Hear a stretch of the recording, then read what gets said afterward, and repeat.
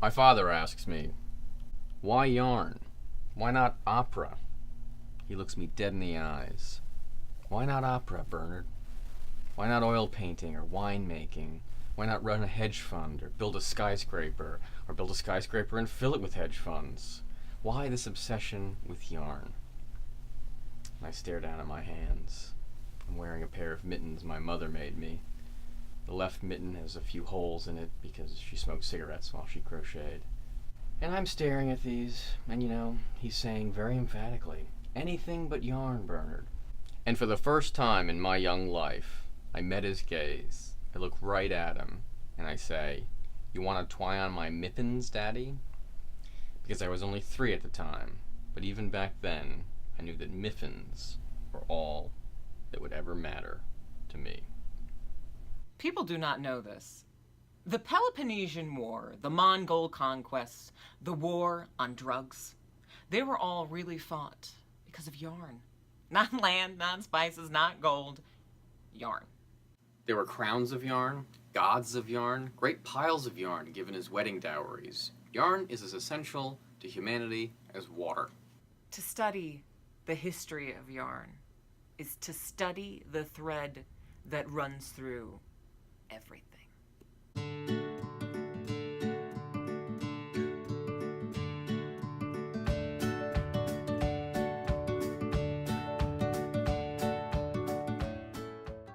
And, what is this?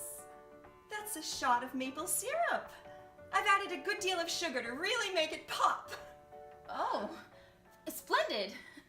After my cat, Mr. Pancakes, ran away, I really found myself falling in love with wool. So I opened this shop. Originally, it was called Mr. Pancake Shop, but I got too many guests peeking in to ask if we have real maple syrup, and I had to say, no, but we have many other comforts. So the name changed, but that's how we got started giving away maple syrup shots at the door. Go on, give it a try. Oh, I'd just love to.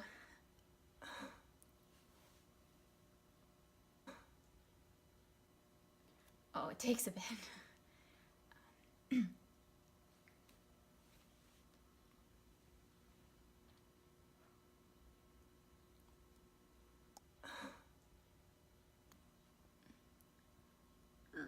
There it is.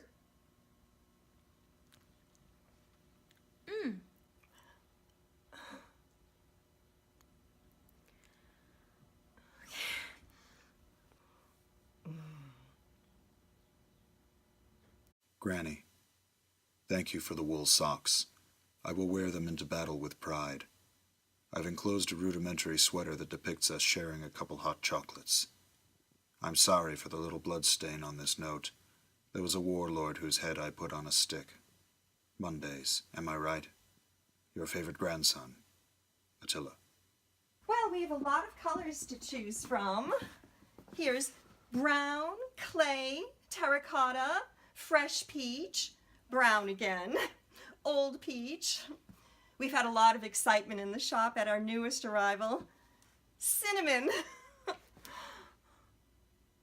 Alcatraz had one of the most successful knitting programs in the imprisoned world, and it was all thanks to a couple of rich widows. Their names were Emily and Elizabeth Cottonbell, which of course were pseudonyms. Their real names were Emily and Elizabeth Woolsweater. When the prisoners of Alcatraz got wind that yarn was a great way to smuggle, suddenly the knitting program run by a couple of old ladies became quite popular. Well, there's Snippy Hank's Hairy Fauna Emporium up here on Main Street, and about a dozen other places around town that buy, sell, or produce wool and wool products. And why is that? Well, because of the Jaxalot. It's like the Loch Ness Monster. Jaxalots used to roam the prairie with their glorious manes of hair, but now they're all extinct except for one. Have you seen it with your own eyes? No, it hasn't been seen for over 100 years. Oh. And you think he's real and still alive? Well, of course he's real. Otherwise, why would we all be in love with wool? I don't know. It's not only historians. The entire field of cryptozoology exists to analyze how sheared animals were used for yarn. The most famous of the legendary animals is the Jaxalot. Explorers have been searching for this marvel for millennia. I'm here with Dave and Dale Sullivan, two remarkable men who have spent the last 20 years and an incredible amount of money searching for one thing, the fabled Jagsalot. A half jaguar, half ocelot, long thought extinct, said to possess the most exquisite fur for use in yarn. This is Dale here, and Dave, would you like to join us? Okay, so Dale, what are we here for? I don't know anymore. For the infamous majestic Jagsalot, correct? Yeah, I guess. Could you tell me a bit about why? Well, you can make yarn.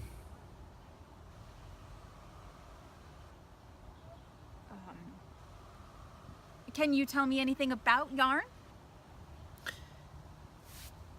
It's real soft. Anything else? Where does the word come from? Well, it's an Old English word meaning spun fiber or spun wool, and going way back has a Proto-Indo-European root meaning gut or entrail, you know, like...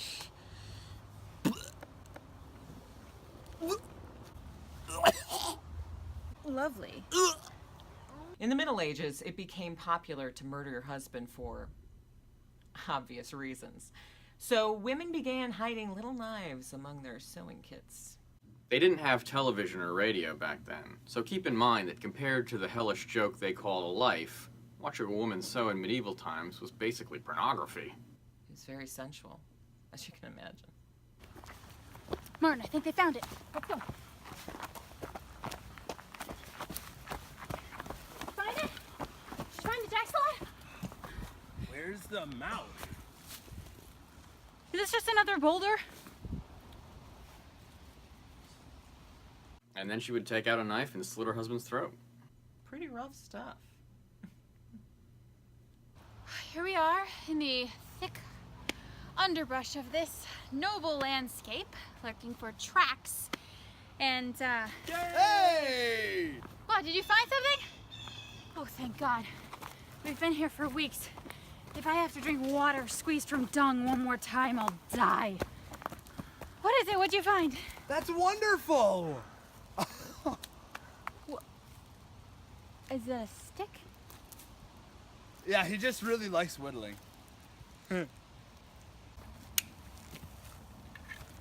Great. Dave and Dale, or Dale and Dave. Whatever the hell their names are. They found a cave, what they think is a cave. I don't know, maybe they found something. They probably just found another stick. Sticks. Can you wait now? Up. Sweet. Sticks! I found it! I found it! I found the Jagsalot! I found it! I found it! Where is it? What does it look like? Oh, thank God, after all this time. I'm so sorry for all the things I said about your family. Hold the butt. Let me see. That's a crate over the head. Hold the butt. Guys, wait a second. I think that's just a house cat. A what? It's just a cat. Look, it has a collar intact and everything. What? Oh. Does that say Mr. Pancakes?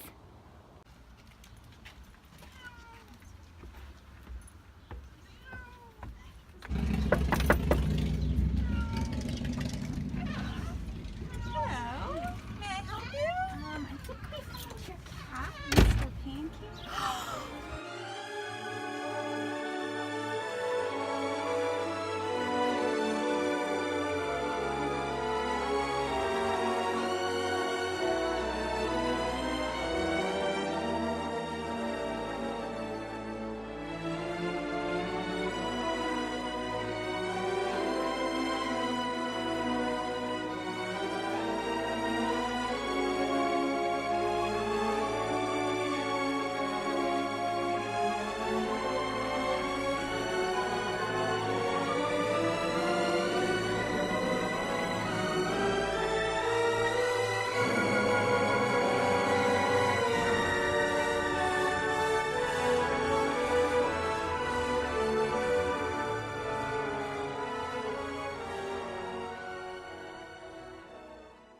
If there's one thing you could say about my mother, it's that she appreciated history.